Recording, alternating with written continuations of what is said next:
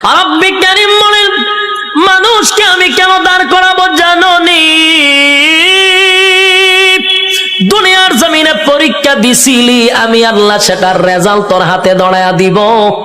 মানুষ গিয়া জমা হবে হাসরের মাঠে, কেউ পানি পান করবে, কেউ কলিজা পাটা পিপাসা লইয়া হাসরের মাঠে দাঁড়ায়া থাকবে। একদিন নয় রে, 2 দিন নয়, 50,000 বছর দাঁড়ায়া থাকতে হবে। সাধারণ কথা না, সাধারণ কথা না। পানির পিপাসায় জিহ্বা কুকুরের মতো বাহির হবে। আল্লাহর পয়গম্বর বরকতে হাত দিয়া কাউকে পানি পান করাবে, আর কেউ পানি না পান করে হাসরের মাঠে দাঁড়ায়া থাকতে হবে। 50,000 বছর বাড়ির কাছে না, সূর্যের তাপে মানুষের মাথার মগজগুলি গলে গলে পড়বে, জিহ্বাটাও বাহির হবে।